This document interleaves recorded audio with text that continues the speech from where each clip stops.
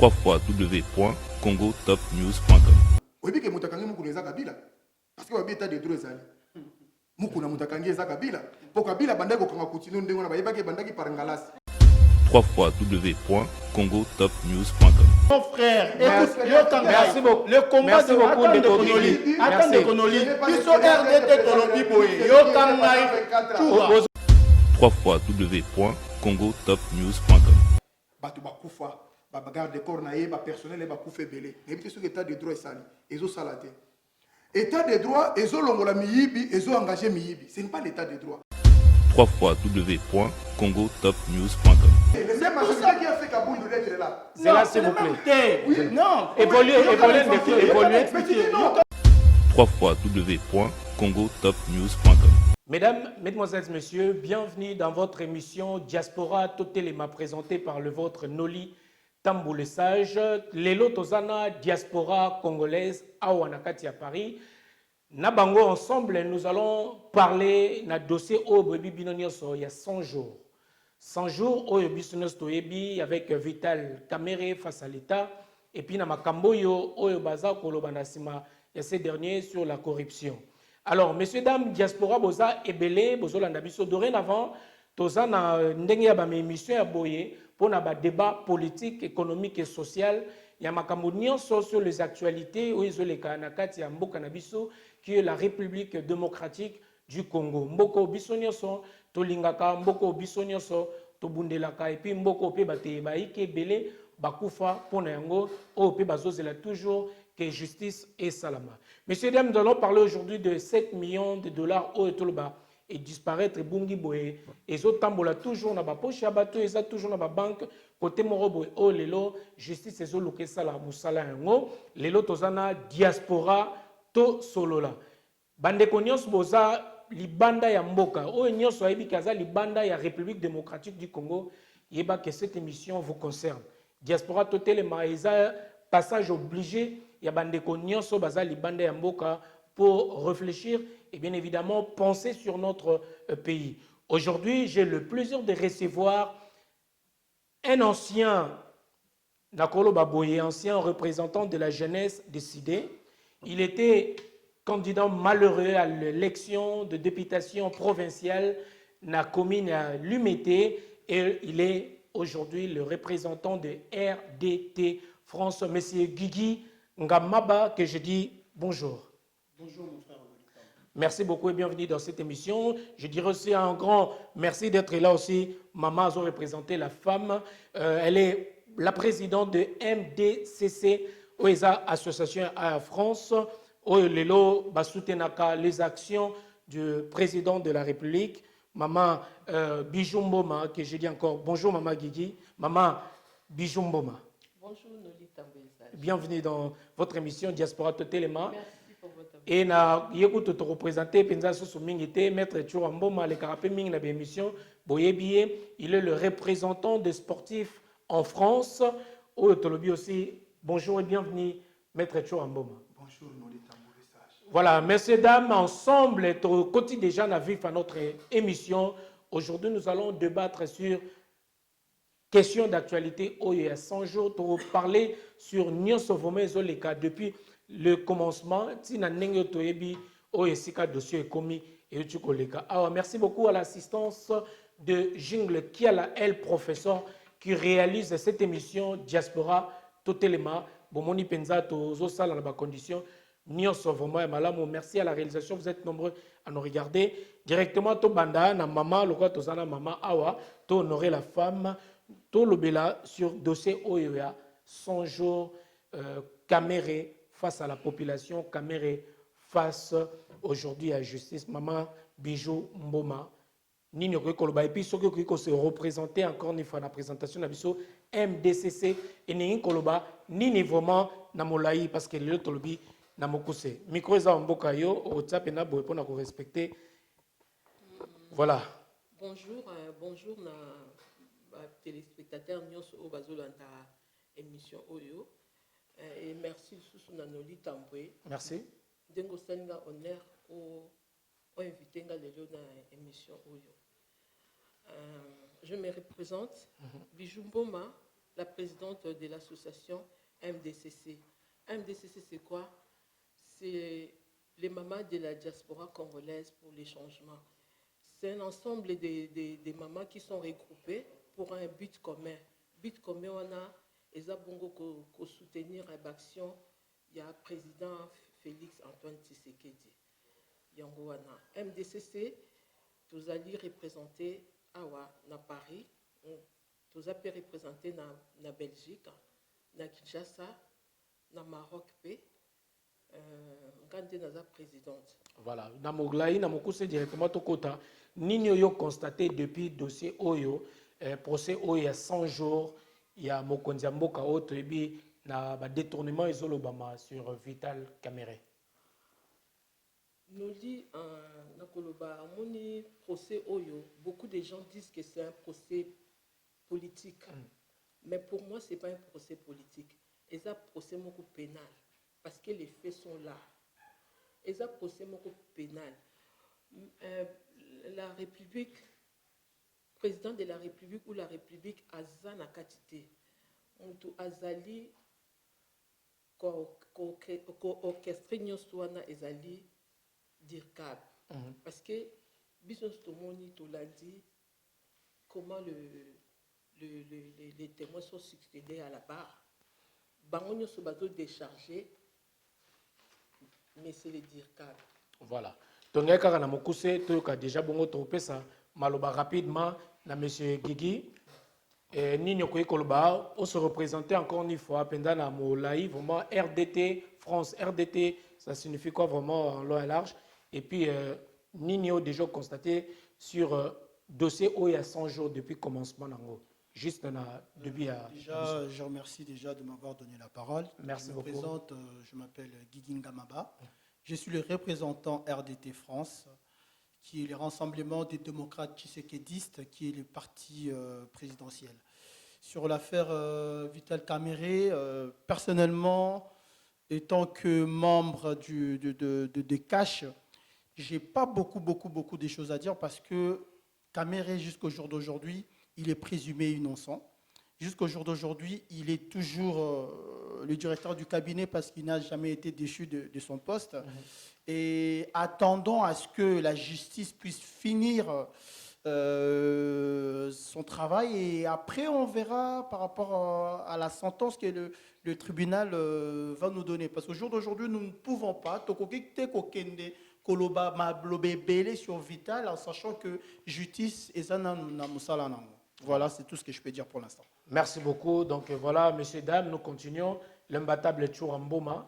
Donc voilà. Oui, merci d'abord à sportif nous sommes de partout. Merci à méloman, à téléspectateurs, nous sommes dans l'émission à travers nos luttes de la diaspora Téléma. Vraiment merci surtout à sportif parce que les lois sont représenter bango parce que nous avons une quantité négligeable de sportifs, batamoboulou, bandi, brigand, mais aujourd'hui quand même, je crois que le dossier où il faut d'abord, nous avons membres de l'association Les Sportifs en Marche. Et cette association est sportive, nous sommes partout dans le monde. Donc, dossier Oyo, bisous tous les autres soutenants qui sont président de la République. Mais dossier Oyo, c'est un dossier qui est na politique, c'est na carte. Pourquoi c'est na politique? Parce qu'il faut tout le monde bien, parce qu'il faut éclairer l'opinion. Parce que tout le monde et que ça la malamouté. Pourquoi? D'ailleurs, c'était les 100 jours du président de la République avec son allié. Parce que tout le monde a un parcours, il a allié, pour comprendre parce que les lieux comme Maté Zalaki bon. Na début, oui. Voilà. Baouta qui na Genève, parce que nous avons une histoire de kaki. Si les Siwana, président de la République, au hasard le lieu actuel, président Félix Tshisekedi, il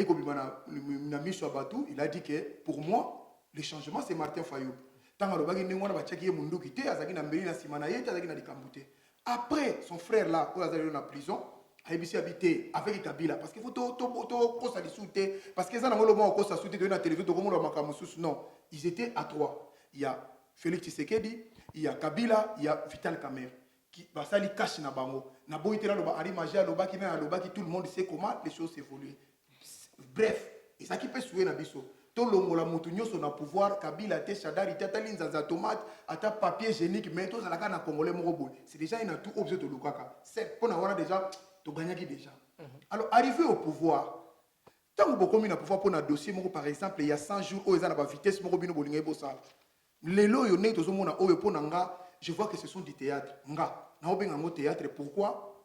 Pourquoi ça théâtre? Expliquez-moi. Parce que Vital Kamerhe, à chaque fois, quand vous tournez ma question, il répond toujours que j'ai agi sous l'impulsion du chef de l'État. J'ai agi, chef de l'État savait, chef de l'État connaît, chef de l'État au nom du chef de l'État, au nom du chef de l'État. Donc cela veut dire ceux qui n'atteignent pas la main, ils ont la caméra zolo baboy. Et ça le chauffeur moko kombi biso bana kin. Chauffeur a kombi moko bazana kombi bazo gérer na receveur allié mbongo chauffeur a éviter. C'est ce que Vital Kamerhe dit que sous le alobina zaku tu na ba notation non sur le chef de l'État pour la makambo. Tu vois déjà nous les Congolais na ba passion tozanango, na ba misère tozanango, na makamio tozanango. Moi je crois que de voir des choses comme ça, nous ne se retrouvons pas. Pourquoi? D'ailleurs c'est la honte, c'était un procès de honte pour nabiso ba Congolais. Kozwa, c'est la papa. Oui. Kozwa autour Tout ça na début hein, notre quotidien na opesa mutu moko moko na donc Kozwa 48 millions, kopesa un papa faiblard lemo. Donc déjà c'est la honte. Messieurs, dames, donc nous poursuivons déjà notre débat. Nation déjà, on a déjà invité, baza déjà chaud pour na bakota na dossier wana. Alors, to bandi siko to kota na dossier Oyo, il y a Sonjo, il y a Vital Kamerhe. Alors, question na ngai liboso na koyi kotu na biso. Est-ce que lelo to koyi kolobake état de droit et comme siko komona na kati ya mboka na biso tozongi na ndeko kiki?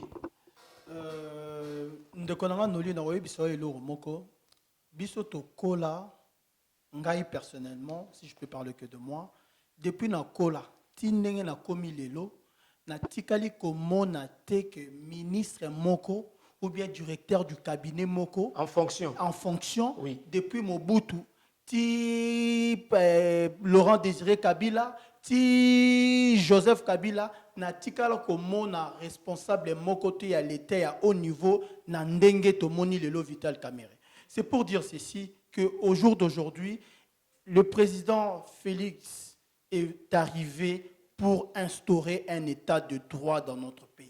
Je peux comprendre que c'est difficile pour na batuba comprendre le changement. Nous devons comprendre que pour na batuba au monaka eza ndoto. Eza ko mutu moko alali al surtout ki amoli lumière bazaka na courant te bunda be comme na lumière. Batu bazo comprendre te. Mais il faut tout comprendre que l'heure est arrivée où le Congo doit changer. Ndeko nanga noli eza facilité. Eza facilité pour na mboka lokola Congo où état existaka te. Parce que le Congo ancien n'existait plus, c'était pas un état. Le président Félix Tshisekedi Tshilombo alobi il faut instaurer un état de droit. Rien que ça, yangona nde mutezo la kisabiso mansala oyo ebandi ko salema lelo. Pe nazo yebisabino ke musala ngo pena nesili te po ezaka ke bandeli. Voilà, pesa maluba penza micro et pas ya mama Bijumboma, question ezali est-ce que état de droit oyo mokonzi mboka prometaki na yebi ke bino boza na tendance à côté de la présidence, mais tout le monde est-ce que vraiment est commis, tout comme on a opené commis pensa, bah croire en état de droit ou plutôt. Sur le but tendance, que non. Non, parce que vous soutenez les actions du président de la République. Voilà, en tant que Congolaise. Tout à fait. Voilà. Voilà. État de droit. État de droit. Président Félix Tolandi, tant à Kendeki na États-Unis, le discours n'est à Salaki. Aloba, même fois, Azoloba, beaucoup misaye dictateur T. Aloba qui, tout comme misaye dictateur T. État de droit et ko salama. Yango tobandi comme on a état de droit et zo salama. Ministre Nabiso ya justice Luzolo Bambi. Atika liste boni.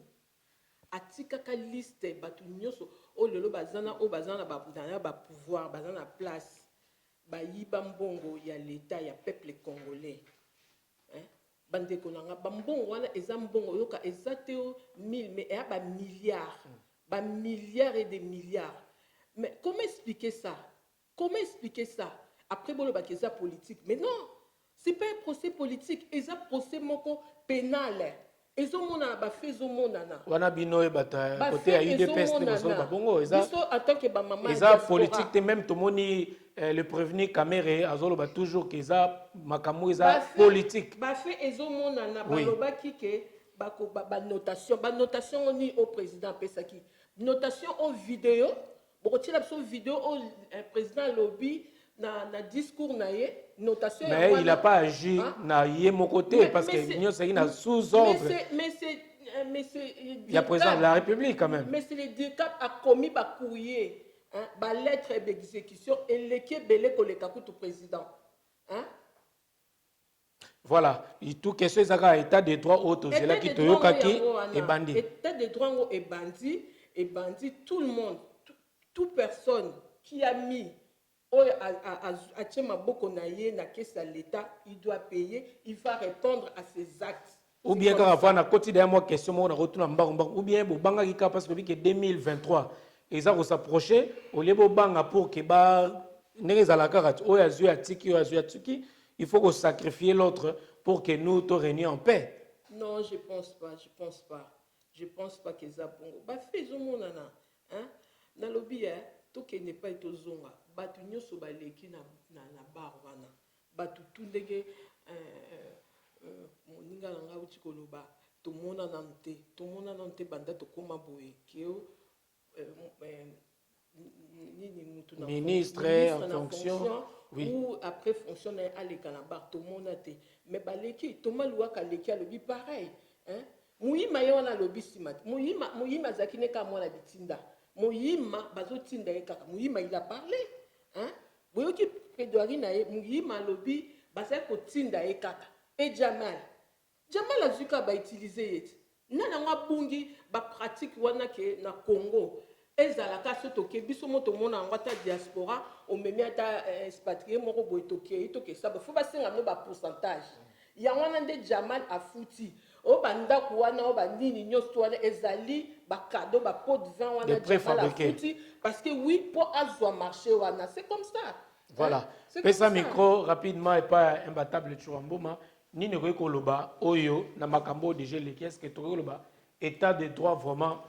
Non, je crois les croix bande konanga na tozolo omoni ngana lingaka te tant tozolo bela pour mission ba président batala yango ce que tozo ya pona koloba likambo ezate e ko sala e passe ko mona ke tozo comprendre réalité te état de droit et bandi na moment nini tozo na promo parce que président de faut boya que président de république aloba yeke akofiner d'abord na passé te le n'était sur l'état de droit bandi tangu mais tangu ya zao tozo na avion moko ba beta masasi boina jeep na ina kati batu bakufa ba garde de corps naé ba personnel ba koufé belé mais bien sûr état de droit sali ezo salate état de droit ezo longola miyibi ezo engagé miyibi ce n'est pas l'état de droit tant déjà mutu lokola mende azongi lisu na poste José Makila azongi lisu na poste on va to comment mo précéder biso y a pas parce que état de droit moko to kota ko samba wana ce que nazo benga ngo théâtre bato bazo landanga ba ibile pourquoi ndeko na ngai chef nani directeur à cabinet azolo ba phrase moko mutamona ka président ko lekanga zate. Donc, nous avons plus de 60 fois. Donc, il y a des sala. Bazana ba secret monsieur etikalaka ya directeur de cabinet na ye président de la République. Alors, le ko là-bas ceux qui vont ba kanisa keza likambo eza normal pour moi. Pour na biso ba congolais, ça bénéficie à rien mon frère dans la bénéfice qu'on a. Pourquoi état de droit ezate papa? Na peso ba symptôme. Dernièrement tozalaki awa bakangi nani oyo mususu papa na biso mukuna. Oyebi ke mutakangi mukuna eza kabila. Parce que ba état de droit ezali.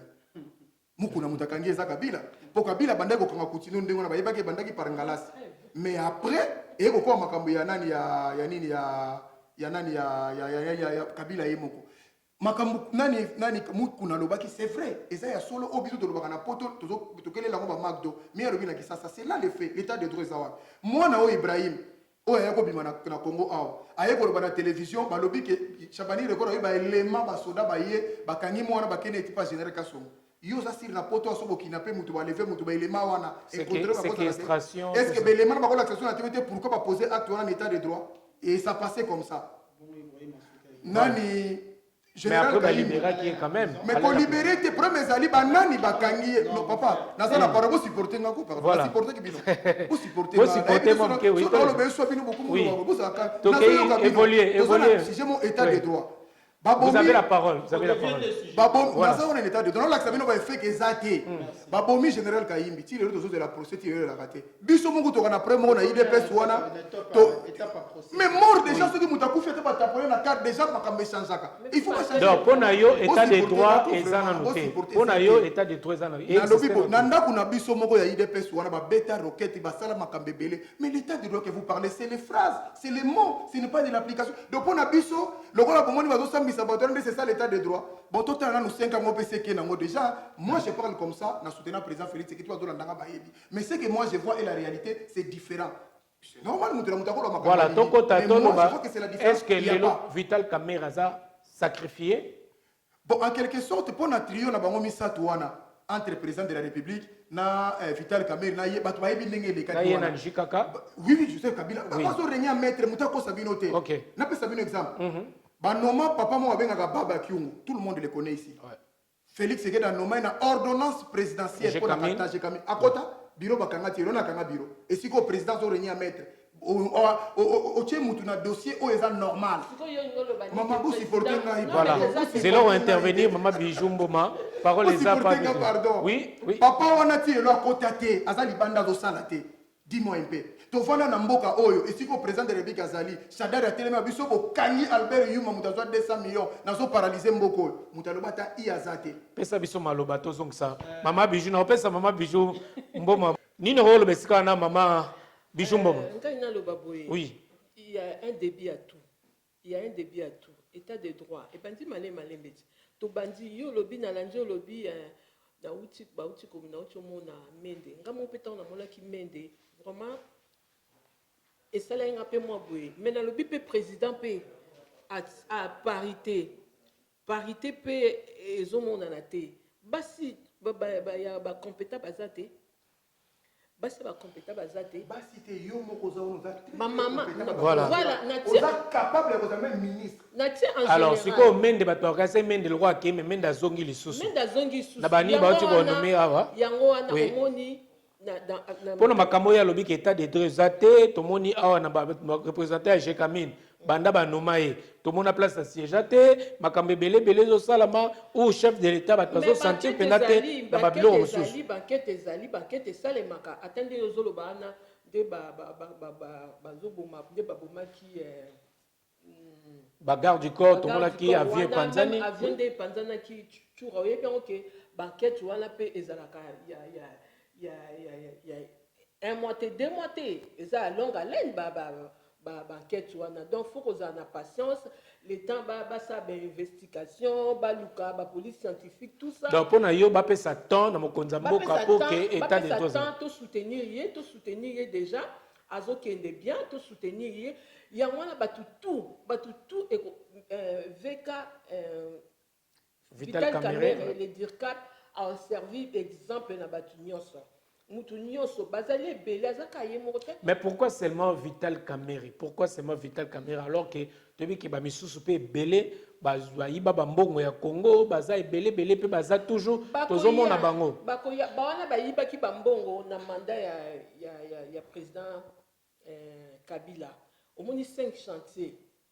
Révolution de la modernité et modernité bayibi bambongo belé. Ya on entend le ba luzolo bambi atika ba liste combien ya batuana atika ba liste combien mais osiko eza belo bino bozo bosa na maître Churamboma eza siko autour siko ya Félix Tshilombo nem tatie makamna ye omoni siko ntango ba jama azolo ba contrat na mususu azwaki on a 2018 on a pe Félix na kota kité ozomona batuana bazoya mais bakobenga bango juste c'est ça makamna bango micro juste c'est ça makamna ye akobenga mutu na mutu a répondre na ba acte na nyoso o ya sali juste ça sala. Voilà pesa micro pa ya ndeko Gigi Ngamaba donc réaction ko zanini par rapport ya maloba ya ndeko Churamboma. Personnellement on revenir sur dit à mon frère Churamboma. Mon frère omoni Congo photo kene liboso. Kokene liboso ya Congo eza ko impliquer tout citoyen congolais na kati ya kobongisa mboka. Quand on a koloba que président lobaki que akofouignete. Mais le président n'a pas le temps d'aller fouiner. Le président n'a que à observer la justice faire son travail. Président Koyeko Kenogosala Moussala na yo te na place na yo. Toza na ministre à justice. Moussala ya ministère ya justice yango wana ya kolandela bato tout basali mabe na kati ya mboka Moussala na bango yango wana. Président Rolonga président c'était pas bando kota na ba ministère ata na ministre ali asalaki nini ya kendaki nini asalaki nini non président arochande nzela canal.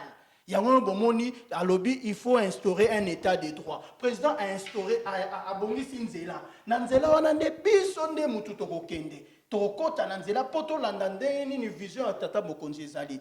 Quand bozolo ba mbongo ezako mais ministre ne mama otiko loba ancien ministre de justice papa Luzolo Bambi. Il a laissé un rapport en disant qu'il y a plus de 15 milliards qui échappent aux caisses de l'État. Chaque année. Par an. 15 milliards. Namboka oyoyo, même machine à respiration ezate. Namboka oyo, même kinine ezate. Namboka oyo, balabala, batu bakoma la ba moto parce que nzela rolike ezate. Namboka oyo, batu pona rolia, bakoma osa la tour de rôle. Mon frère, toloba, mais toyeba nini obiso tolingi. Vous savez, on va passer le temps à dire, ouais, procès, wana, ezali, eza politique. Moi, je dis, ce procès n'est pas politique. C'est un procès pénal. C'est-à-dire quoi? Un individu a fauté dans son rôle, dans son travail. L'État a tué, on a dit yaka. Tellement, to pozo ba question, expliquer biso nengeni mosala oyo ba pesa kiyo okamba et tambolité. C'est ça, c'est la base de ce procès. Ce procès n'est pas allé parce que M. Kamere devait être candidat, machin et consort. Pour les élections qui vont suivre, il y a un arraché. Ce n'est pas ça. Il faut que nous, peuple congolais, nous comprenions une chose. Le temps est arrivé où nous devons travailler pour le pays. Le temps est arrivé où nous devons arrêter de spéculer pour des choses qui ne nous font pas avancer. Et ça est l'okoyanande. Le lot tata mokonzi aye na ba idée asika. Mais to sungaye, le temps boroya bondoba. Mais pour la nuit to vandeli na table te to luki ba idée mususu poto soutenir président de la République poto déboulonner système kabiliste. Voilà, ce qui est même ordre d'idée à Ndeko Churamboma. Alors, pourquoi ce état des droits et salmika na Ndeko Kamere, tomoni awa Ndeko ya éveil patriotique.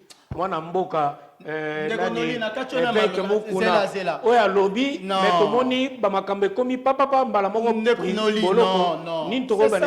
C'est ce que j'ai dit. Est-ce que le président a retala te sikawana na bandeko mususu ezo bazotala ka ba dossier Ndeko Noli, bandeko na ngai congolais. Botika biloba loba. Ce qui toloba, toeba nini obiso toloba. Chaque chose a un commencement. Tokoki ko banda koloba, tokoki ko banda ko kota na balabala te soki balabala na ba bongisi te. Batie déjà tata mokonzi atie nzela. Alobi il va instaurer un état de droit. Un état de droit tata mokonzi aza ko instaurer. Si to bandite, soki lobi dans 2-3 ans, bato tu ba iba mbongo à l'état. Tomoni bango liboso ya barte mais boya koloba yo loba ki ko instaurer état de droit neni ne tsuki kaka na mutu moko mais to sa kaka ne bande bosi bobandi koloba boyebi eloko moko ngai esalaka ngai pasi ezali compréhension ya biso peuple congolais. Compréhension ya biso peuple congolais ezato na ba sentiment. Il faut tout tique sentiment. Il faut tout banda ko kanisa ndenge bato ya bwani ya bakanisa. Mende konangai gigi ngamaba. État na kati état de droit ngoka tosolo bela awa. L'arrestation ya ndeko Ibrahim Kabila o tosolo ba en état de droit ndenge nini mutu akoki koloba toyebi ke liberté expression ezalaka mutu aleki na kati ya émission moko après mutu baye bakangi ba enlever basali enlèvement bake. Est-ce que l'état de droit kaka o tosolo bela on makambo ya boye ko koleka toujours na Congo o toloba tozana kati état de droit ndeko kiki ngana tala toujours finalité à yoko balobi mieux vaut la fin que le début. Est-ce que ndeko Ibrahim alala kana boloko tozo parler sur des actes des actes ngape nazolo bana ba acte po lobi nanga ba ko kangai OK ba ko kangai nango na tunio alala kana boloko. Mais quand est-ce que na Congo a biso bakoika kokanga bato basolo babosolo tangu nini makambo ikoiko za éradiquer ndeko na ngai il faut laisser le temps omoni question tuninga tango nini makambo ekozala éradiqué makambo ekozala éradiqué quand tout Congolais va comprendre que il faut mettre la main à la pâte, il faut soutenir le chef de l'État, il faut que tout le monde soit derrière Félix et Antoine Tshisekedi Tshilombo poto akoka kozwa makasi ya ko déboulonner système ya Kabili oyo Kabila pendant plus de 20 ans a tcheli biso na kati ya mboka. Voilà. Tozaka roza na micro pa na yo na tokota na sujet muso ezali bosalaki okoya na yo na kozongelo oko compliqué pesa micro avant na zonga na question ngela tuna yo mwana mboka echo mboma merci mingi malobeza mboka mboka na sepela mingi na débat na ye na ndeko na mama Elise mama mboma bon na tuni ya curiosité boza bandeko mboma ngane na représenter ba mboma nyonso bana mokili ah ok boza bandeko te mais c'est mon frère congolais bon na plateau à toza oui ok merci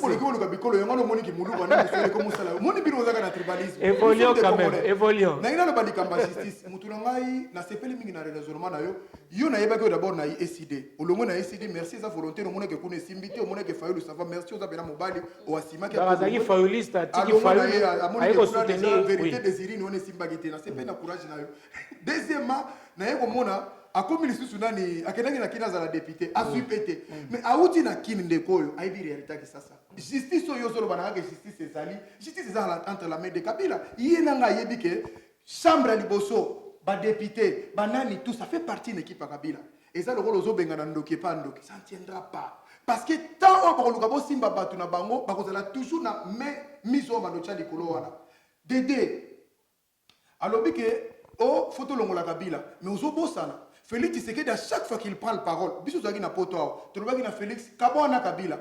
Chaque fois qu'on passe à la télévision, parole ezaki moko. À moins que yozaki yozaka congolais te boyebite. Je renouvelle ma confiance vers Kabila, je renouvelle ma confiance vers Vital Kamerhe. On a besoin de bon. Et le passé papa, tozo le bango na poto tozo bunda tobi non tika moto, tolobi yango plus de 4 fois. Pe 4 fois répondre biso que na renouveler ma confiance na bango. Bozo bundisa moto en vrai sens c'est lingo lobani.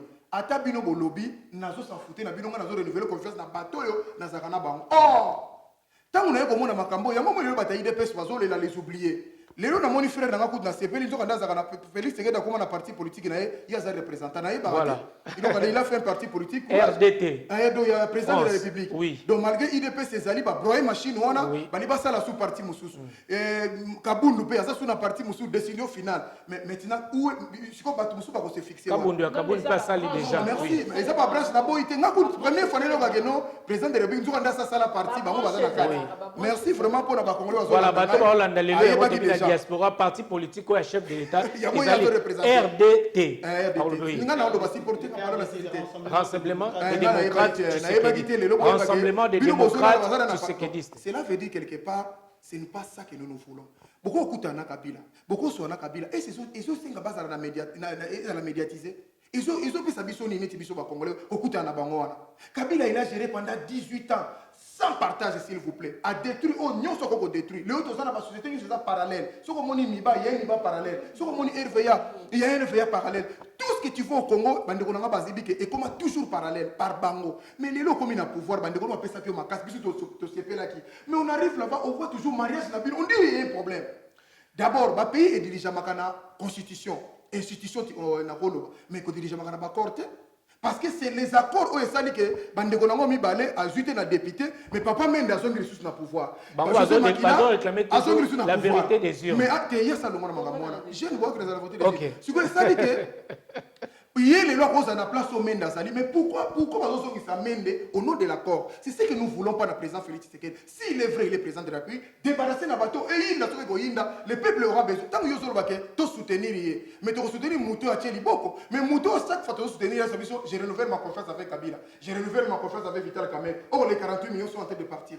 qu'est-ce qu'on va dire maintenant les Congolais ont beaucoup comme la biso voilà on va revenir sur le dossier 100 jours vraiment oyo voilà celui qui est aussi à tenir oui, voilà, tokende vraiment ndeko bomon déjà pour na tozonga mbala moko na 57 millions oyo tozolobela awa il y a monsieur Jamal et monsieur Kamerhe ainsi de suite donc et consort toloba rapidement Mama Bijou toyeli a makambo ya procès à 100 jours il y a ba milliards oyo peuple congolais ba zuye et ça pas milliards hein et ça pas milliards maître Choura Mende, je vais bien. Mende so azu place wana et le yozo bosanake.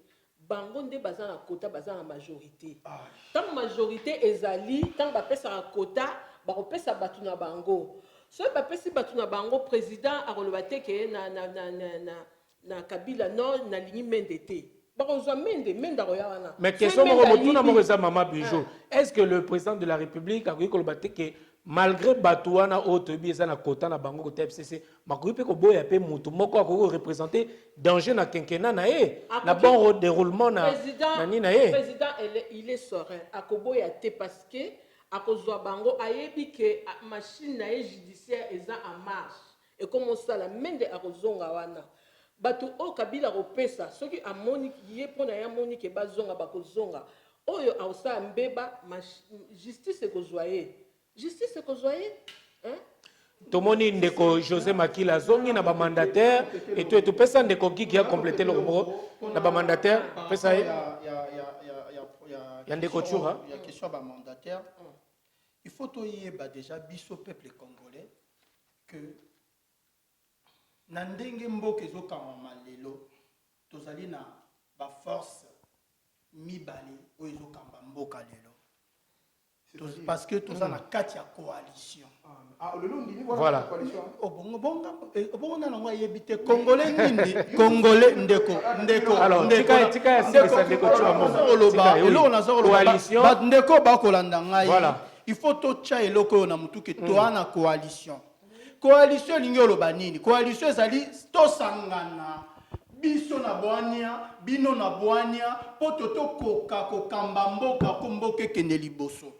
Parce que batu ba koka moi Mende aye oyo José Makila aye mais bino boyebi te tango tata mokonzi tango makambo ba élection sa ebimi et que chambre basse na chambre haute et que na ancien majorité tout na solution te il fallait ko sangisana bango lingi koloba nini boya to bongisa mboka na koya ko bongisa mboka biso bango pe basa na droit ya ko tia bato na bango oyo bango bamoni ke ba na bwania pona ko kamba mboka kende liboso soki lobi bae oyo batie lelo lobi basali mosala na ndenge longo banite lobi bakoleka na ba ndenge bandeko mususu basoleka na ba bokoki koya te lelo boloba o ndeko na chakite congolais bandeko na ngai motema ekita voilà motema ekita to bongisa ekolo na biso parce que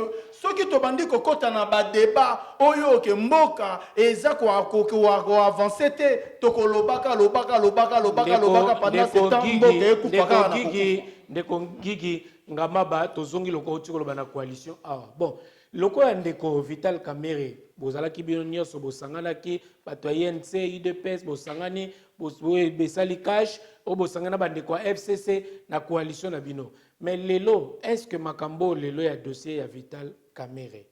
Est-ce que na bato ba la biso lelo ya bandeko ya INC o lelo bazolo bake eza haute trahison bo sacrifier bango lelo belé babe que le président de la République ne pouvait pas relâcher Vital Kamerhe ou l'exposer comme ça. Tu as dit que le dossier Oyo est concerné le peuple, mais tu as dit que Mabongi Sezala qui paie na katika tuana.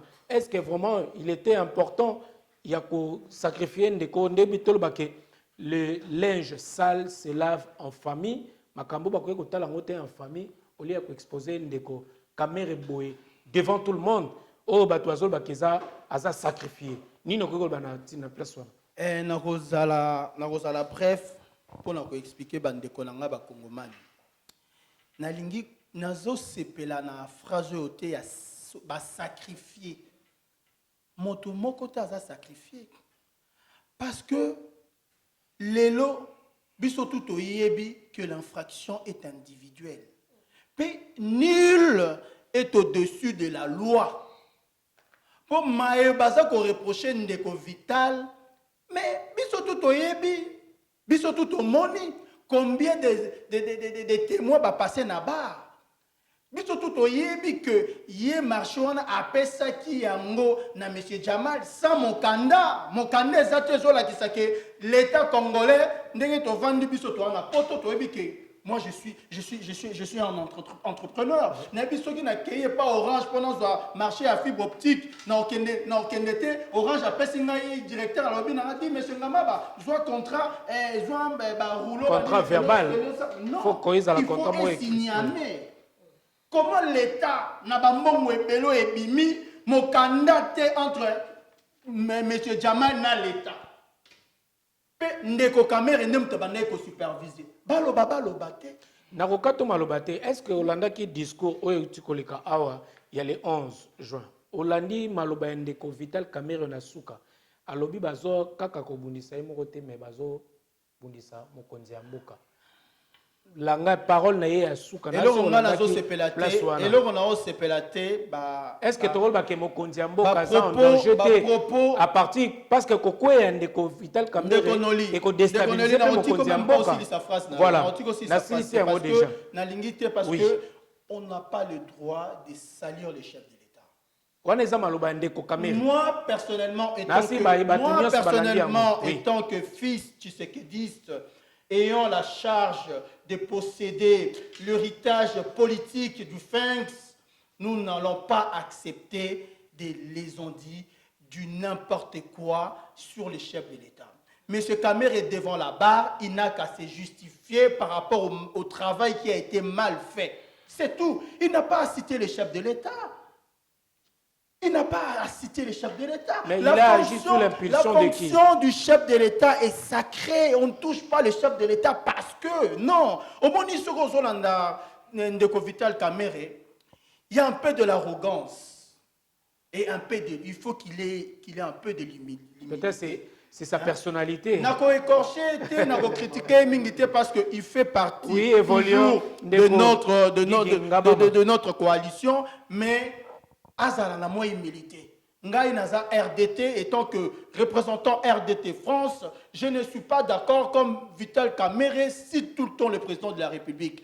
Il est devant la justice, il est devant la barre, c'est à lui de se justifier. Le président de la République n'a rien à voir parce que le président a dit quoi? Qu'il n'a pas le temps d'aller fouiner. Il était à Kokota na Katia Moussala Banarolukara Fouyarabado.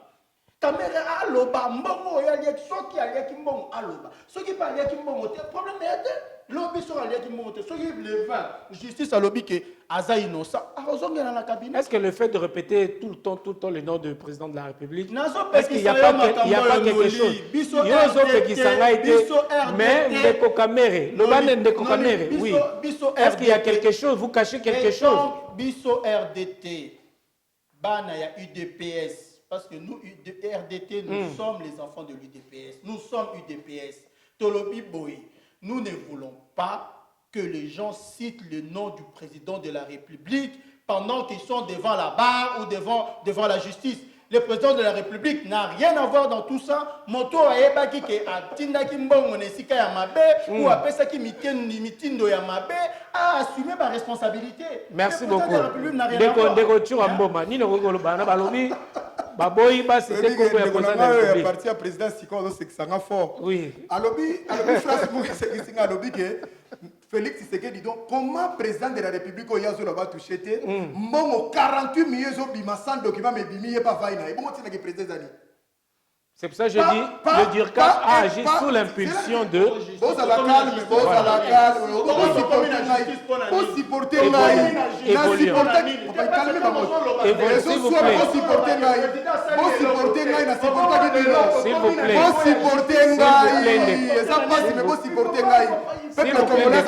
Évoluons, s'il vous plaît, tout ce qui est malheureux, s'il vous plaît. Président de la République, donc il faut aller dans le bureau où il y a failli na ekaka donc assurer le pouvoir mbongo zo bima 48 millions état ina mo état yebaki na été sans papier, sans mukanda mais ba notification na ezali. Donc j'ai compris aujourd'hui bateau basali mouvement ya président Sikabali ba bisa biso ba congolais que président za étiquette, président va wana kana aliaka ne pamba. Mais c'est ce que tu dis, tu es en train de dire mon frère quand tu dis que mbongo bimi sans mukanda, sans documentation ya muta comme la justice. Est-ce que na pays oyo président de la République asali mbongo ya 100 jours oyo yo muto lobi bo accélérer ba mbongo wana me olanda ki discours na été je crois soko la ni na état de la nation discours na zakini bo accélérer makamumba j'ai ordonné babimisa mbongo wana vite po asala misala wana tikwa kosani phrase wana aordonne babimisa mbongo me papier eza nango te botina ki président ezani bandeko nanga bokomela ngai dede pardon bokoki koréagir na YouTube na biso Congo Top News Monde et puis bokontinue kosabone bandeko bolanda botsa balobi na ngai yalobi na ngai ke président trancher débat voilà merci yebi na ngai ke président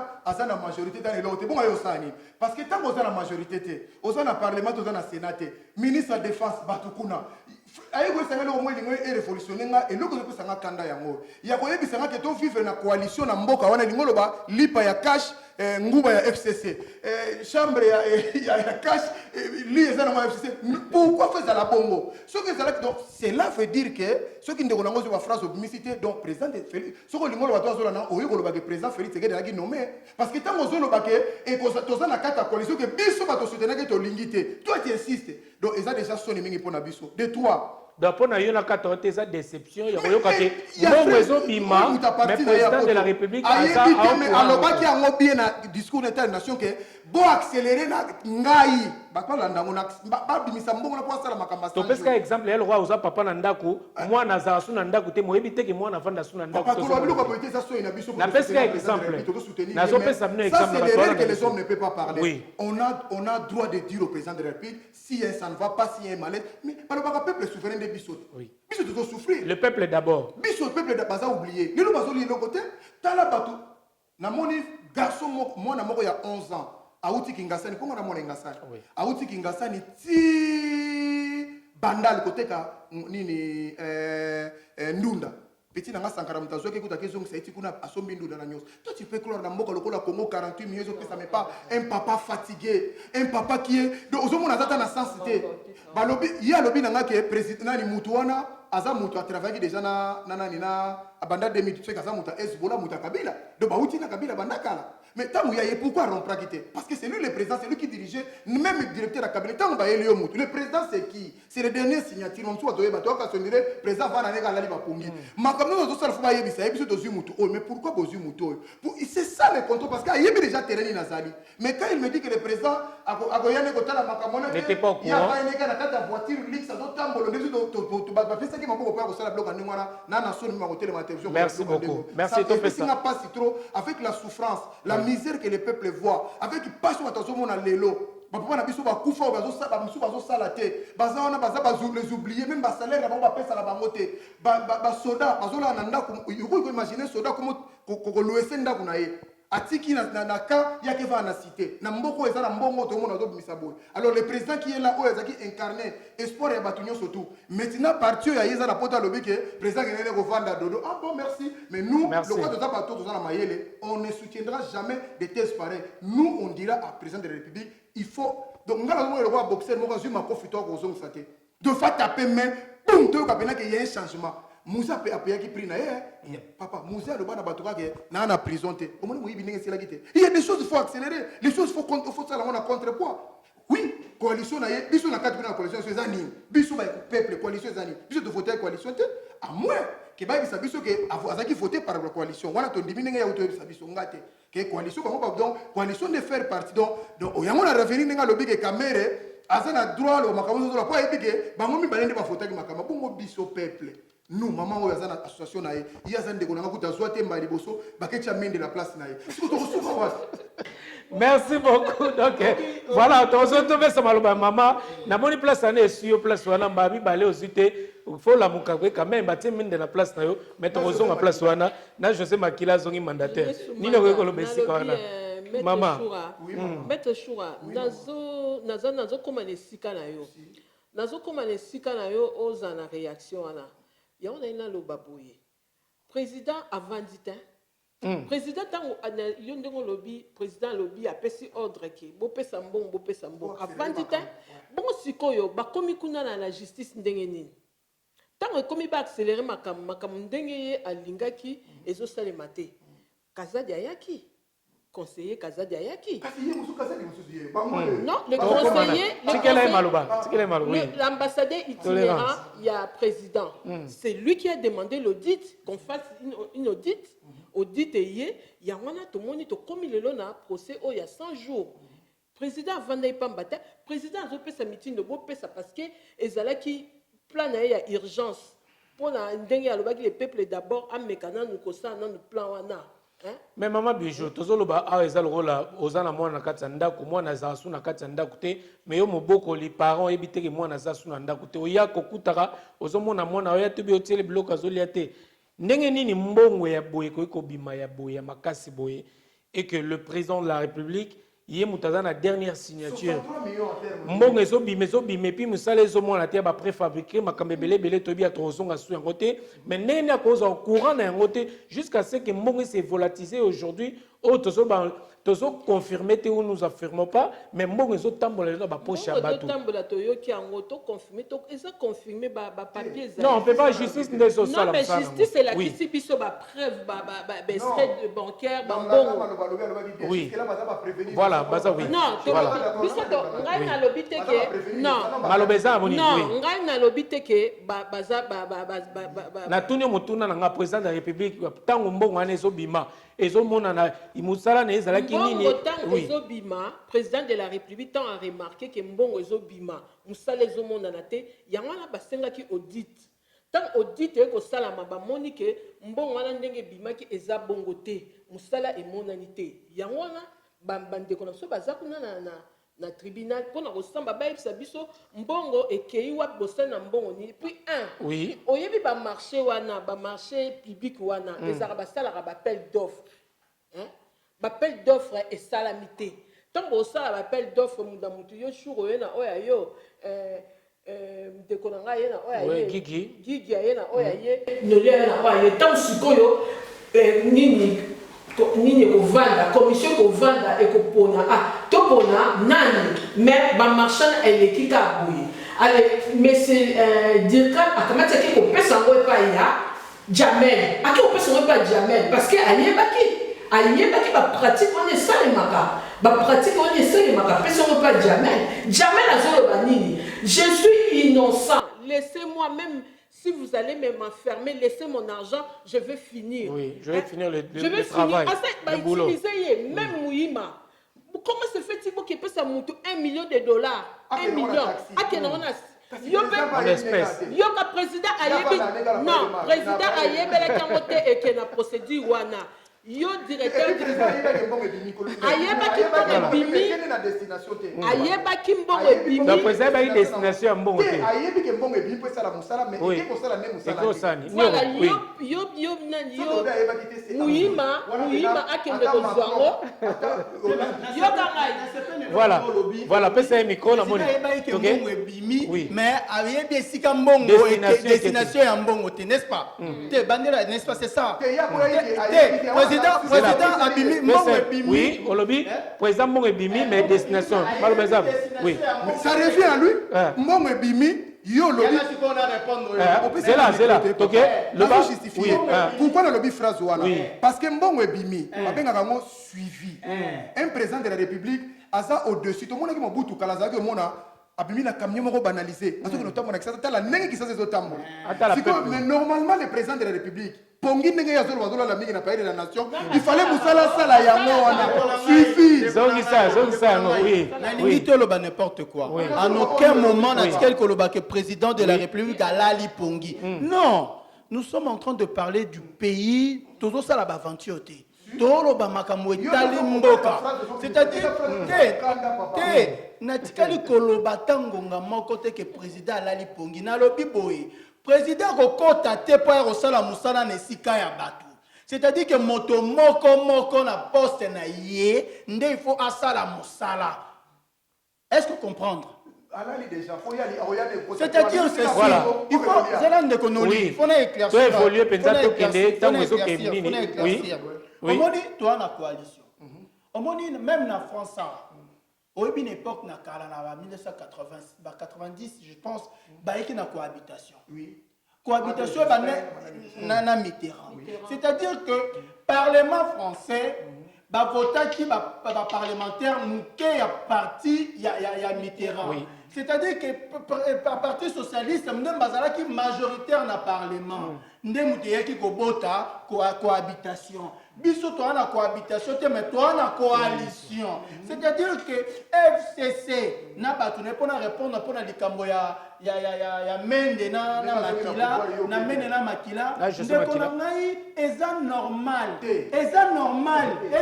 Normal na coalition. Na coalition. Il faut pas que nous comme biso peuple congolais. Peuple congolais de le foyer il faut tout landa droit. Il faut tout landa loi na biso ya mboka et koloba nini. Tout ça na makambo na ba sentiment. C'est là on fait son parole. C'est là on fait son décoration.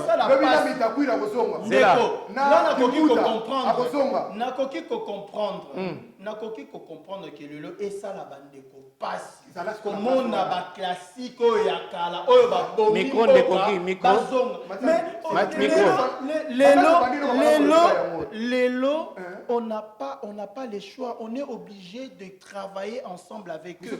Ceux qui batouana baza ba congolais ya solo ba sala de la sorte Congo e bonga. Ceux qui bosanda kuna bango et je vous le zali arolokota mabele ayeko zipa libulu.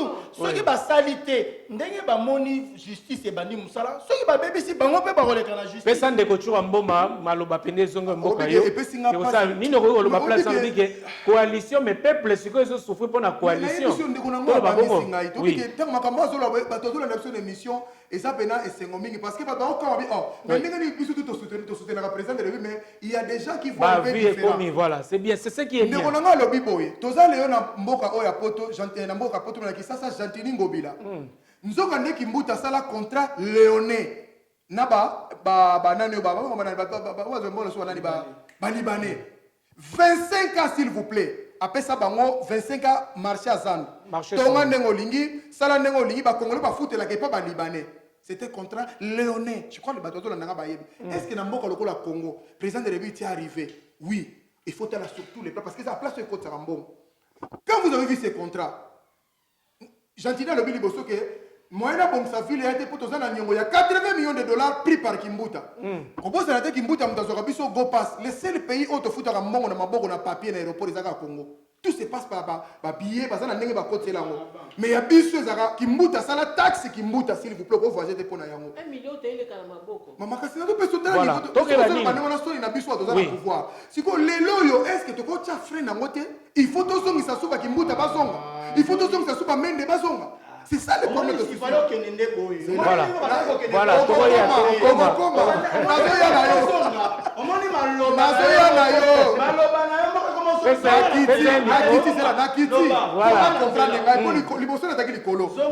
Est-ce que Yugo Kondima, Mboka Oyo, président de la République, ça fait combien d'années le président Sali? Tout ce qui est la 3e année, je crois que tout ce qui est 2 ans. À cause de la campagne, pour 2023, je crois que tout ça est un problème. La confiance, la population. Opinion, papa. Il dit que Mouto a sali au nom de coalition. Papa, ça a 5 notes. Il y a Premier ministre. La coalition est quitté. Vous avez que le président de la République a boyaka lobi oyote, ça d'accord. Si il y a les lois, on dit voilà, message avant de répondre, on a d'abord sur la coalition pour nous faire comprendre que omoni mboka na biso esa na ba réalité moko ebele. Ba congolais photo yeba, c'est bien de critiquer, c'est très bien de critiquer, mais je pense que pendant un bon moment, on a beaucoup critiqué. Moi je pense que ce genre de débat, c'est très bien. Ça fait avancer les choses. Oui. Mais to luka ba moyen nini oyoyo toko bima na kati ya libulu o moyen nini o toko ko tia tata mokonzi maboko poto bima na mobulu parce que ils ont déjà travaillé trop. Exact. Ngai biso RDT toza ko soutenir président de la République na musala o yaza ko sala. Mais ko bosa na te que biso tozala poto bunda poto luka to bimana système kabili oyo kabila tieli biso na kati ya Congo na biso toko bimana ngo ndenge nini question bato bazotuna ndenge nini toki kosala mokonza mboka pa kolanda yo ndenge nini toko bimana ndenge nini oui toko ndenge nini toko omoni tango basalaki coalition basosiaki peuple mpona nini baparlementaire oyo bazalaki élu Oui. ah bon Oui. Voilà tokoti débat mosusu. Mon frère, Ouais. c'est ça le problème du Congo. Oui. On est congolais, ma belle congolais nini. Radio trottoir. On se comprendre. Tout tika ba sentiment. Frère, Tikanga na loba s'il te plaît. Zela tika ya silisa. Olobi ke Kimbuta mais à se retrouver na parlement ndenge nini. Lelo oyo nyonso tu yo koloba. O prouver le moko te parce que nango ndeko na ngai. To sala débat po bandeko ba kolanda biso ba tikala na eloko moko na moto. To loba te parce que koloba. To loba te parce qu'il faut koloba. Merci Ndeko Kiki. En tout cas, oui. Évoluer pensana mon oui. Biso RDT tolobi boy. On met en œuvre tout ce qui est possible pour aider les chefs de l'État à pouvoir instaurer un État de droit et pouvoir déboulonner le système kabili qui est instauré. C'est débarrassé. Quand tu veux instaurer, déboulonner, c'est toujours la même chose. C'est débarrassé. Pour pouvoir sortir de...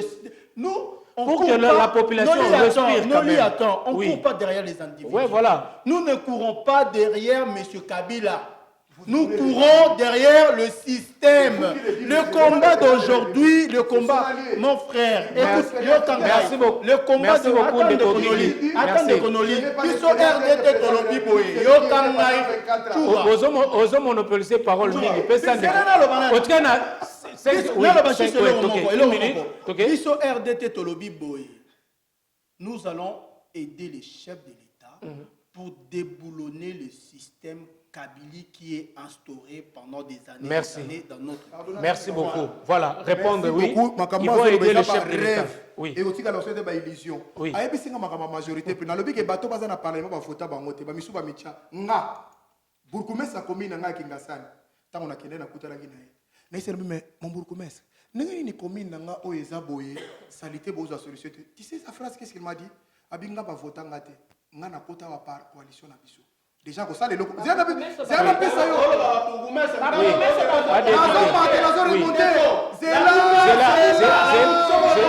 C'est là s'il vous plaît Ndeko. C'est là s'il vous plaît. C'est lui qui a la parole. Kabundu wa Kabundu. A comment qui deuxième personnalité dans la majorité parce que yo za la majorité to lobia. C'est là na parlement. C'est là s'il vous plaît. Les majorité président et où tu vois. Bozana Kabundu mudaza na majorité. Papa, bon, va le Kabundu pour une majorité. Parlement, majorité parlement. Parlement, oui. S'il vous plaît, c'est aussi qu'à évoluer. C'est là, c'est là, il y a un micro, s'il vous plaît. C'est là, tout évoluer. Tu comprendre. Micro, ça pas naïe aux autres. C'est là, à micro, oui, na lobby boy. La même majorité au vota qui Kaboun azana d'accord que sa majorité na bisoté et sa majorité ya bango te vota qui les mêmes majorité longo. Majorité parlementaire. Mais à Longwe. Voilà. S'il vous plaît. S'il vous plaît. OK. Alors de ponani. Président de la République aux s'il vous plaît. Parlementaire. S'il vous plaît. Na lobby boy. S'il vous plaît. Atie moi na moi Simon Kosak et qui dit que président Saché président atie moi na moi Simon Boy. Alors le candidat favorable na isa moi na moi ça ya asa ouvrir dans le moment bien appelé Mayele boy. Nathalie qui président Mtaché favori à président Yewana. Est-ce que quelque part au moment que bien on les choses au contraire mon frère Kabundu pas bundi pour nabiso mais les autres Kabunda se retrouve au moment tout na sali à lobby boy Kabunda sali tout na lobby et ça le kola batinga na chasse na bominyama na lambolika makila babengani ngai Si vous déjà des genres de propos comme ça au Kabunda ça c'est pas bien. Merci. Donc parce que la majorité, Merci. majorité Oui. S'il vous plaît. Pour ton information, Kaboun a sali recours. À Bozonga Té a sali recours. Pour l'instant, Yoka, pour S'il vous l'instant, plaît. Azo CG. Oui, je te dis. Bah si On va pas évoluer, gagner on va à en soutien papa. Oui, aussi les sana au Bateau décoté, nyonso on a baza une na minute. parlement muta soki balobi to les lots qui présent lobby exemple na rêve moko avec tout du sud de l'assemblée nde to zo parlementaire. Merci beaucoup. Parce que les gens vont voter. Alors, donc zo bateau ba kobundela bango. Ça ce sont des papas Léon Malemba, de tout consort bazana parlement. Qu'est-ce qu'il faut là-bas? Merci beaucoup, messieurs. S'il vous plaît, on va évoluer quand même, messieurs, dames. Donc, on continue. De Kokiki, soit qui t'a moulé. Oui. Il faut qu'on comprenne. La question une minute, s'il vous plaît. Oui, rapidement. Et l'okoyo, et l'okoyo est ici d'institution. Il y a Jean-Marc Kaboun, il y a premier vice-président, il y a Sénat. Et ça par il y a règlement d'ordre intérieur, il y a parlement. Donc ils sont majoritaires. Donc ils sont majoritaires. C'est la majorité qui a fait Kaboul de l'être là. C'est là, s'il vous plaît. Non. Évoluez. On a expliqué. Poste, il y a premier vice-président, il y a parlement, et ça réservé quand on a UDPS. Et ça peut S'il vous plaît. réservé quand on a UDPS. C'est-à-dire que S'il vous plaît. Eza automatique. Pourquoi? Na France, Tangu Dominique Strauss-Kahn, qui était le directeur du FMI, Tangu Asali Bouzoba, et que Balongoli na kati ya ba règlement d'ordre intérieur, il y a FMI. Basadinine, Balongola qui est Merci. Madame Merci Lagarde, beaucoup. parce qu'elle était française, parce que pense Ezaka Kaya France. Balobi comme le roi Nyamosi Massasi, aux autres tepa. Maman, tosi sana Parce pour na to. qu'il y a deuxième vice. Oui. Et ça, il y a UDPS. Il y a le but pourquoi on les canons vote. Parce que premier vice. Non, et ça, candidat mon côté. Voilà, parce que. Réservé. Moi, pour la UDPS. Voilà. Mais Azaka Chouanaï. S'il vous plaît. Mais honorable Nathalie Azaka y est mon côté. Baza na mona ki sumso azali donc le président de ezane tam so que poser candidature na yo. Oyende te poser au lobby que soutenir ngai na candidature na nga. Oui. Bon, merci beaucoup.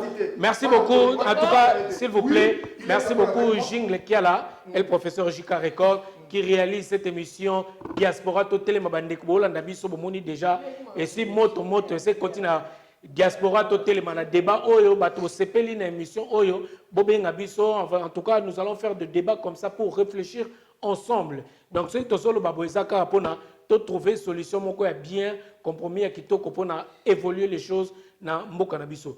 Alors maman ce qui te rejoint maman Bijumbo rapidement, comment on a aujourd'hui un dossier Oyo à 100 jours à Vital Kamere sur 57 millions de dollars Oyo les a volatilisés na Katiani na bini mboka na biso ni nyoko koloba na présence automoni. Moi si il y a Direcab Oyo azalaki ya na Katia za cité na makamboana et puis tout mon intervention na koloba na ba cadeau ba pesa qui est plus de 800 000 euros ya bato ba pesa qui tomoni Masaro na kati tomoni nani mwana ya mama Amida Otolobi Soraya Mpiana belle fille ya Vital Kamere tomoni ba makambo etanga minyo swana ya ba mapangu et tout ça au pe bande comme ça bengo blanchiment d'argent. Est-ce que les lots mona qui peut sous natala qui nande total biso na procès oyo nande ko aussi ya Vital Kamere na kati les lots moni famille ekoti ba mbongo ekoti na ba cousin na ba grand frère et tout ils ont circulé toujours nini ko ba surtout na procès to mona bazo sambisa une autorité et puis moi si neza cité na kati ya makamu ya ba mbongo wana na kati nini selon réflexion na yo komona madame Amida Chature ko le ka devant la barre et ça là qui on donne en tant que non moi si non en tant que maman Noli eza pasi tout le monde a été que pour Amida Leki et cause un peu comme ngai on va l'engaper à un problème de la justice Aleki ba makamsu ba monique na témoigner ou bana eza kaka procédure mais eza pas si comment na bongo omoni un malheur à mutu quand même tokoki ko sepela na ngote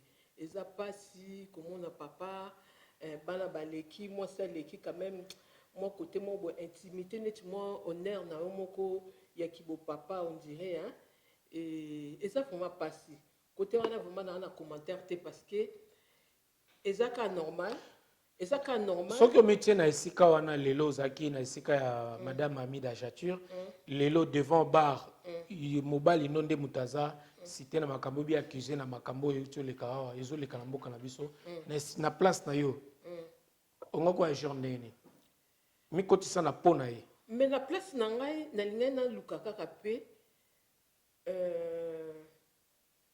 koinnocence te mobali na ngai mpo nayeba eloko nini oyo nakoloba mpo mobali na ngai nakoluka kaka esquisse kaka nakoluka bato mi baréaction mingi ezalaki ya kolobaki est ce que na fête dans une fête de mariage est ce que okoki na ndenge toyebi na ndenge ya mboka na biso na Congo me bato babi eza même mpe mariage ya prince moko te bie reine bie boye na boye somme ya mbongo tokoloba ya bakado mpona est ce que croire vraiment na badure na ye ya somme wana toloba exorbitante wana ye madame Amida Mtalobi ça dépend bainvité na ye nini oyo ya invitaki hein wana ye Mtalobi tokoyoka kaka oyo alobi na rejoindre kaka ndeko na ngai ndenge alobaki ke jusque là baza na bango kaka innocent donc ye voilà ye alobi bongo donc siko justice moto akotala soki baargument na ye oyo ye apresentaki kuna soki eza bongo ou pas mais quand même eza pasi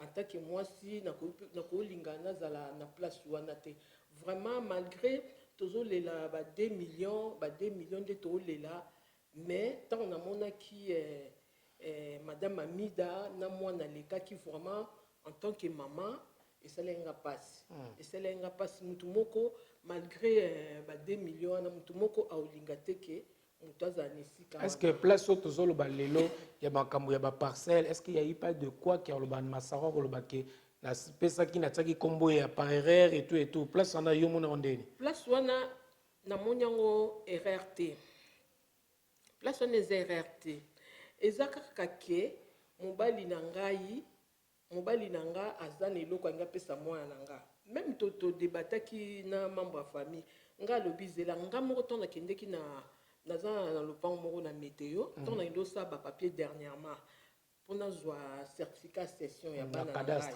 na cadastre na Gombe natiaki komba bana na nga baidentité na bango bazalaki na poto natiaki me na papier wana basignaka te ndenge nani conservateur alobaki basignaka te soki opesaka identité nde napesaki identité exacte ya bana na ndenge batiaki donc eza papa apesaki cadeau donc ndenge bapratique elekaka donc voilà eza pasi merci beaucoup donc voilà ndeko Guigui votre réaction par rapport à madame Amida devant la barre.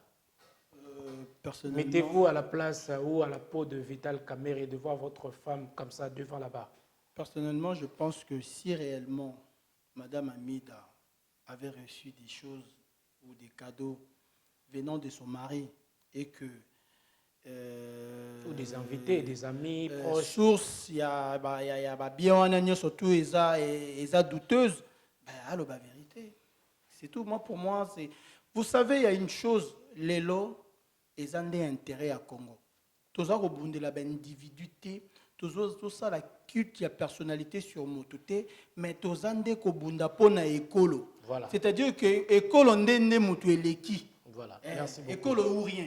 Merci beaucoup Ndeko Churamboma. Moi je crois dans un deux volets na ko répondre likambo oyo. Dans volet juridique et ça normal. Tout le monde a dit Patrick Balkania qui n'a pas même moi si na épée batanda qui est batale makambo tout le monde a dit fion procès fion awa na moi si na bana na enyoso baleka qui pour le papa c'est ça non normal na volet ceux qui ba moni clair même moi clarté moko ezate et ça normal mais na deuxième volet faut mon ami de pas n'importe quel moi si tu to le papier mabe to tika mabe to ko le bango pona haine biso ça na poto to ba salaire ezale ba smith ba ko ebele mais il n'est pas moindre d'une femme Aouta d'abord et pas ya JB pas ya Mukete, je crois qu'Azako pesa Mbongo. Alongo comment et pas Kinwani pesa n'est pas une moindre des choses. C'est un grand diamantifère, pesa Mbongo. Alongo na comme na Brazzaville et pas Ndekwasasu na Yasasu. Yo kasi kuna Azako pesa Makassa ezaki Mbongo. Aye ko zonga c'est pas Vital Kamerhe. Moi je crois que Mbongo na to akoki pe ko zala nango. Na munga ndenge na moneli parce que je soutiens ami maman Sylvie Mampata. Moi, ça, oui, rappelle que c'est normal parce qu'il y a eu moi enfant. À mon équipe, aussi, il est possible, l'élection, Félix Assalaki, moi, si on a hypothèque, qui banda, on a EPP, côté temps, parce qu'il va jet privé. Donc, quelque part, à quoi vous allez en c'est-à-dire, elle a accompagné, elle a soutenu le. Mais ça, c'est l'homme qui a monté, maman, n'a pas zolandanga. Au retour, pour l'année, il y a un mois de vous payer cadeau et avion dans mariage. Maman, si vous avez pas de ça, yo no mwandi apesi mutu kado ya bato yo zali na mutu apesi o bato te mais yaza na bato ko pesa ye na ba mbongo wana bazali où est le problème maman et ça nga pona nga on est faux débat mais voler justice et ça normal si na pesi exemple ya Fillon bato baza na France ba yebi mo za libanda moi c'est Fillon Penelope pasamba ki bana na ye kutu bakota ki. Voilà. Alors pour conclure déjà nous chutons petit à petit vers la fin de cette émission. Messieurs dames, continuez de vous abonner sur Congo Top News Monde à votre nouvelle émission Diaspora Totelema et présentée par votre humble serviteur Noli Tamboulesai. Maître Choua Molra Malobeza Mbokayo, est-ce que na charge nyoso lelo eza na ndeko na biso Vital Kamerhe selon réflexion na yo, est-ce que ndeko Kamerhe peut-il tomber ou pas?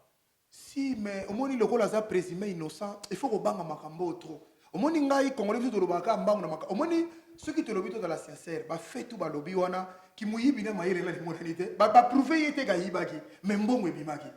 Mbongo ekepe na ebimaki déjà na banque na bazo mona ndenge pezo tambola, mais na maboko na ye mutu bazako luka détournement nde bazuna noté. Alors justice le rôle est passé sur 10 jours.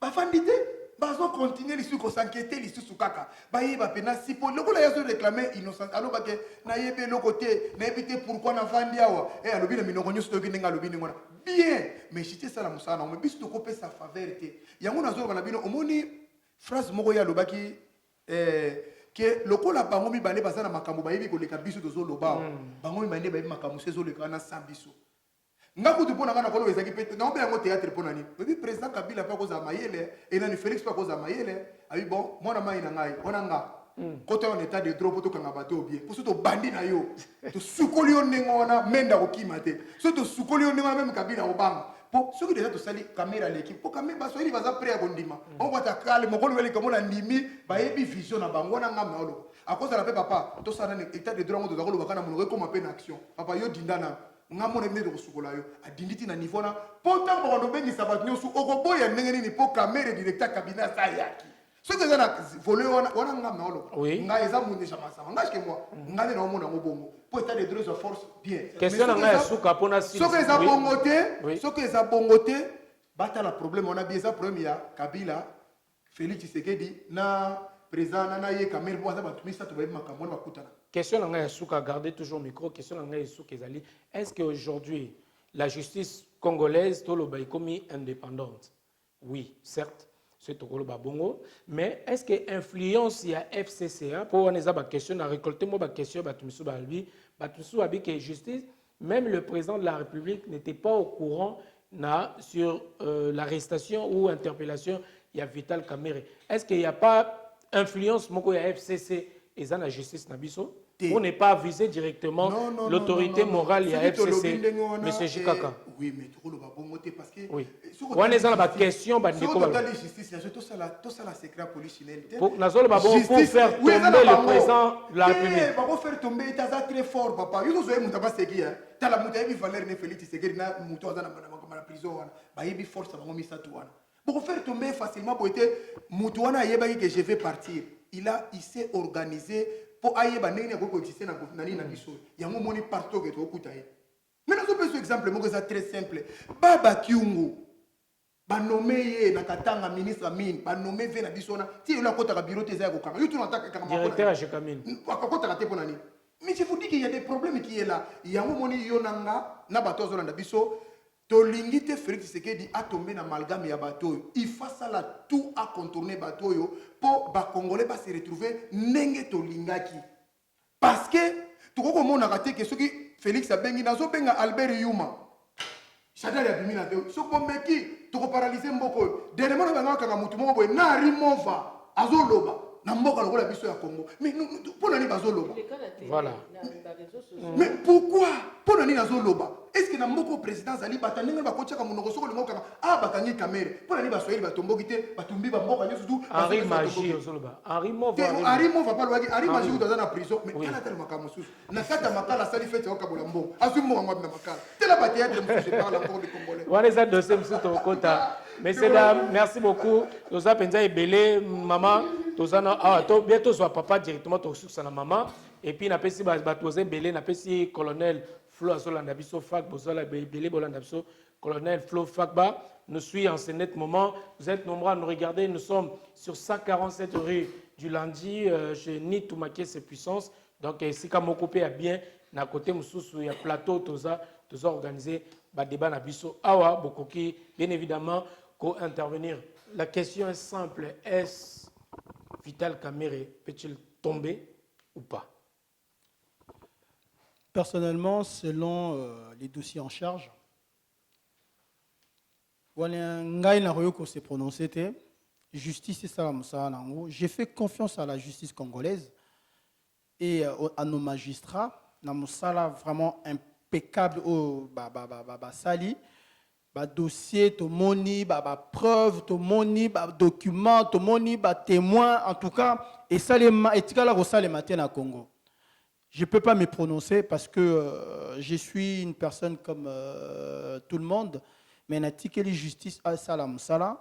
Nous, RDT, nous soutenons la justice congolaise et que nous appuyons l'instauration de l'état de droit dans notre pays. Est-ce que notre justice est-elle influencée ou pas? Je dirais non.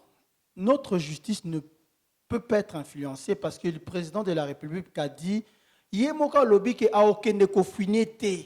C'est-à-dire que et là on a depuis tout à l'heure, c'est-à-dire que le président a vendu na bokondi na ye atikeli mutuna ebonga na bokondi na poste na ye asala musala. C'est-à-dire que à routine d'injonction, à routine de dérogation, aux ministres il y a plein sala musala na yo, aux ministres justice sala musala na yo, aux ministres culture sala musala na yo, yo yakaka na conseil des ministres fait sa rapport. C'est tout. Et les lois déjà netolo banaba loko ko aujourd'hui ndeko Kamerhe les lois soki tolobi soki na lobite qui j'affirme soki les lois a tombé par exemple. 20 ans d'emprisonnement à encourir déjà.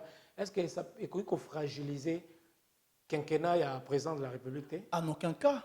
En aucun cas. Omoni, c'est ce que je disais tout à l'heure dans le lobby. Il faut aussi qu'à culte et à personnalité. Il faut aussi qu'à koko misabatu banzambe. Nous devons nous appuyer sur nos institutions pour que mpote mboka ezala makasi. Ceux qui ont comme se poser, qu'on s'appuyer sur un individu, l'individu ne peut pas kufa.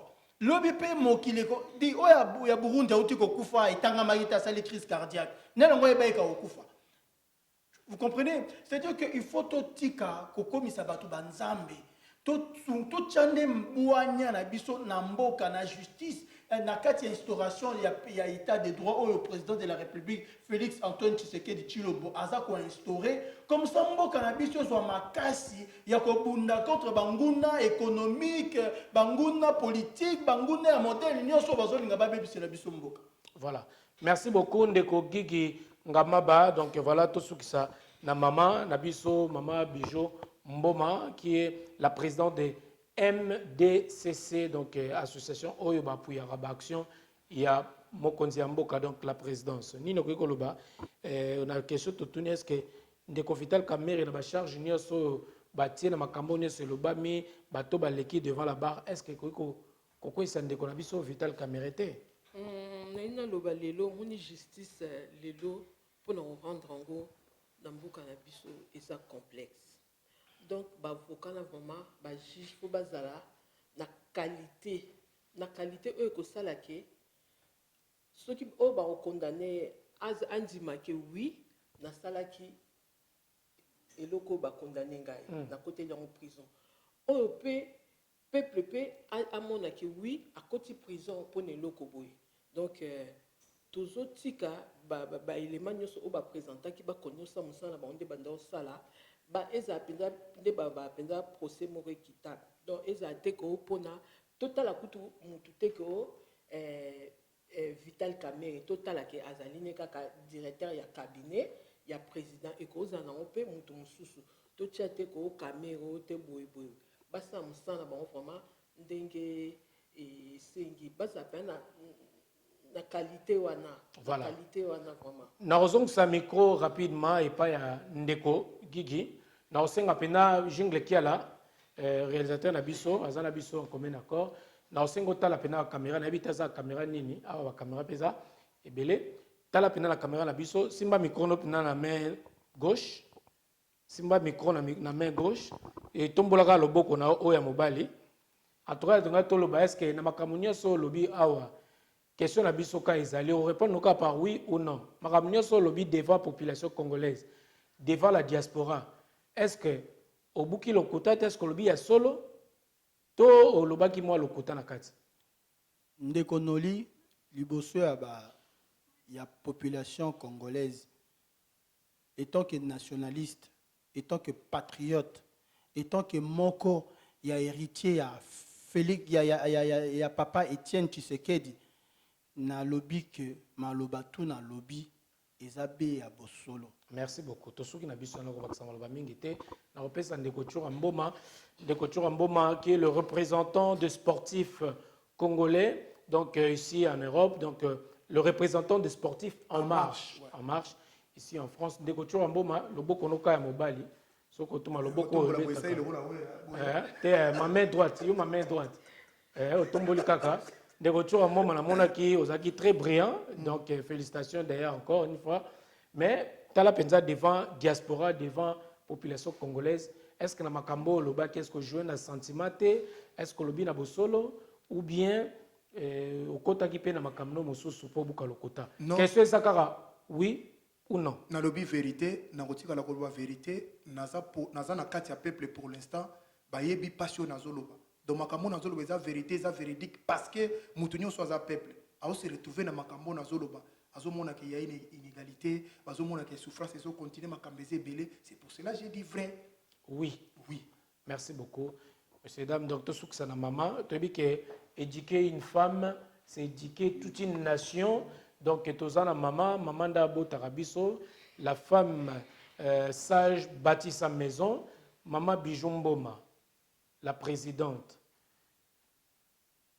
na bosolo nyoso de MDC MDCC le maman de la diaspora congolaise pour le changement changement en RDC mais faut pas que ça moi R nation ça la bien en tout cas maman toi on a confiance na yo parce que oza maman otombo le bokono déjà est-ce que na makamunyo so lobi awa o jouer na sentiment ou bien penzo lobi na vérité nyoso vrai ou oui ou non na lobi na bosolo nyonso biso moko tozolanda évolution de mboka na biso zoleka et puis tozolanda ba information po makambo touti ko loba awa makambo okaka oyezoleka to mekaka ko débattre entre nous pour toluka comment ko sortir na makambo oyo nyonso tozomona donc na lobi vérité en tant que maman MDCC na lobi nanga vérité na lobi bosolo na bakisi nanga eloko te bon peut-être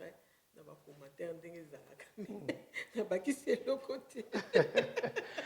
Merci beaucoup maman Bijou Mboma ko se justifier ça solo obso baksa rosa maman to baksa oui na loba boye MDCC eza na posa na bino ba maman MDCC eza na posa na bino toza awa en fait au départ ezalaika ya ba maman mais siko ba papa pe basenga ki ndenge nini bozaka ba maman ba papa tokoko tate toza na quelque papa toza awa soki bolibo contacter biso toza na mère Santa la baronne mère Santa la baronne ye azabongo fondé on peut savoir numéro de contact rapidement pour profiter abandeko soki boza ba contact ba besoin contacter bino pona ninga ya bien pona mboka ezate pona mère Santa la baronne azali bongo fondé à MDCC et puis azali vice-présidente tozana secrétaire na biso mama Tita et ngai moko mama Bijumboma et puis tozana na conseiller na biso politique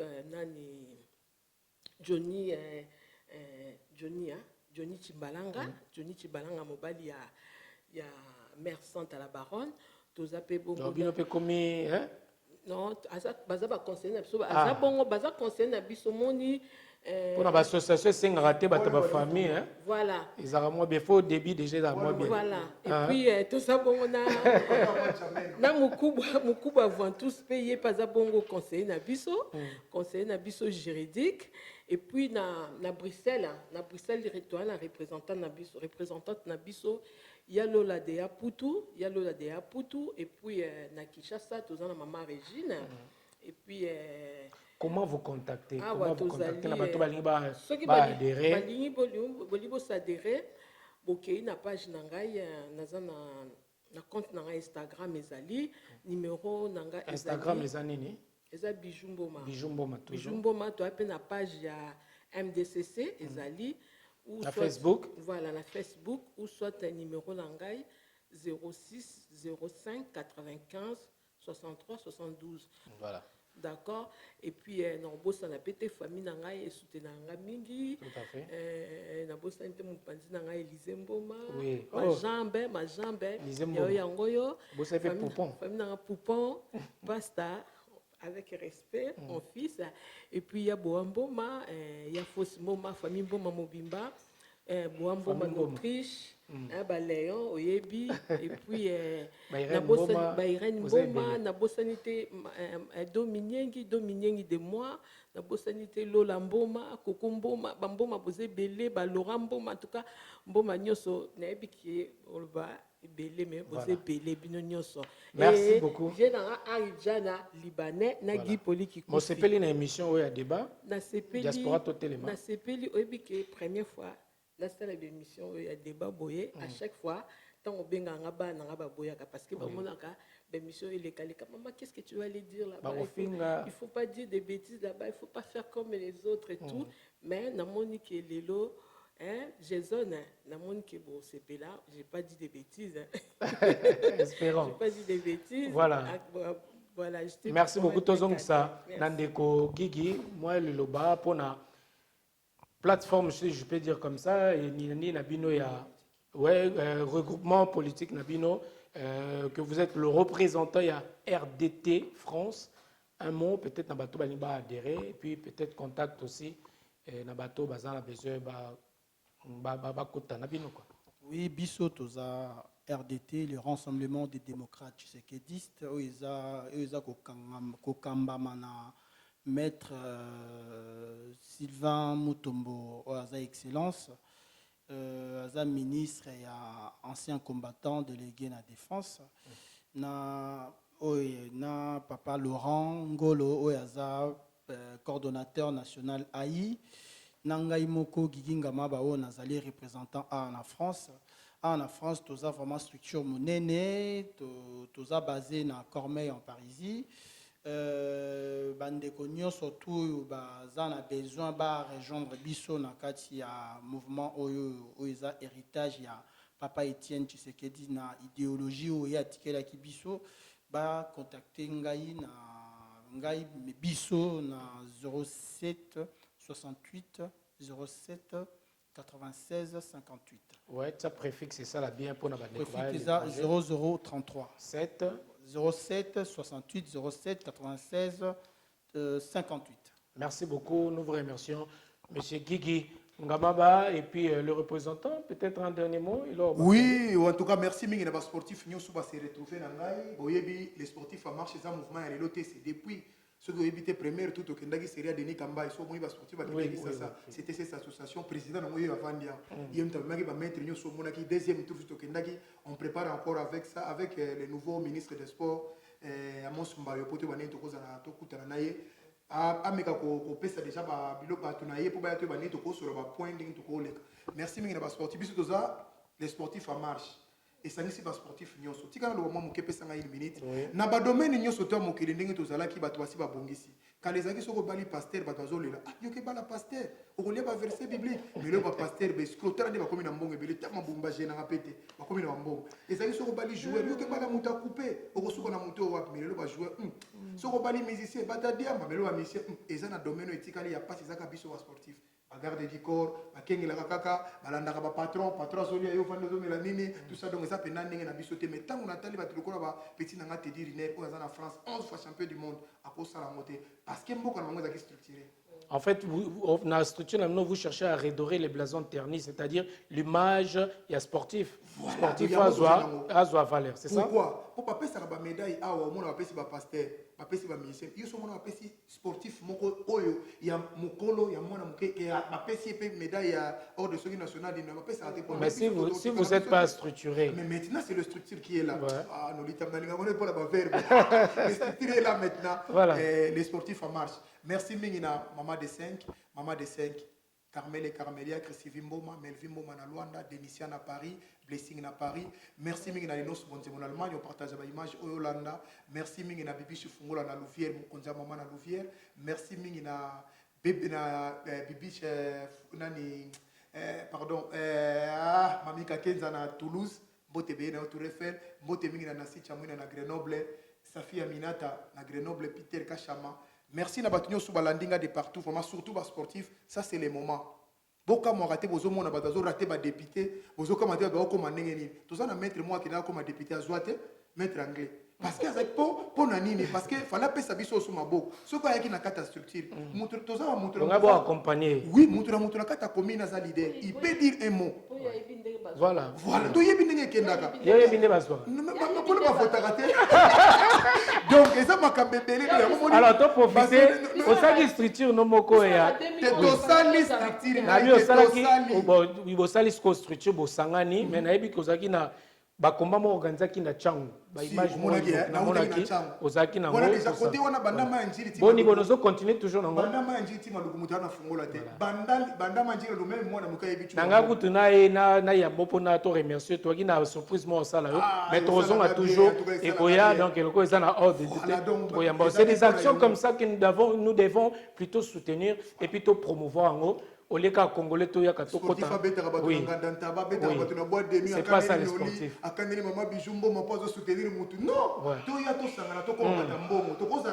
Voilà. Merci Mingi na sportif parce que na conseil.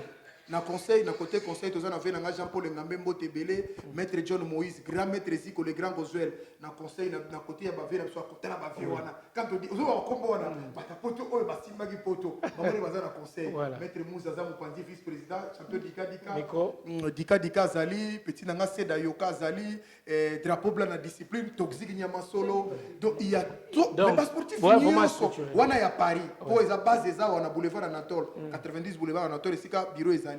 Mais na Bruxelles qui fait Zali donc tous ça va représenter partout. C'est le moment des sportifs. Les jours où ça la penza réunion moko extraordinaire, nous serons là pour nous soutenir. Merci na bande konangai, merci maman. Merci na ce débat merci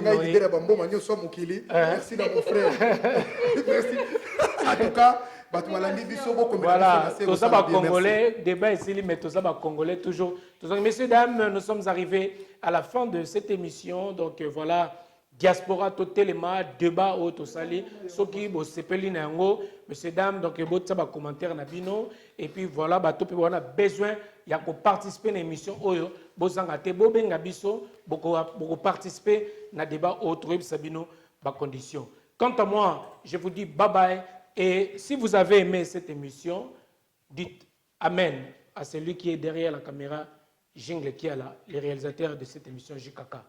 www.congotopnews.com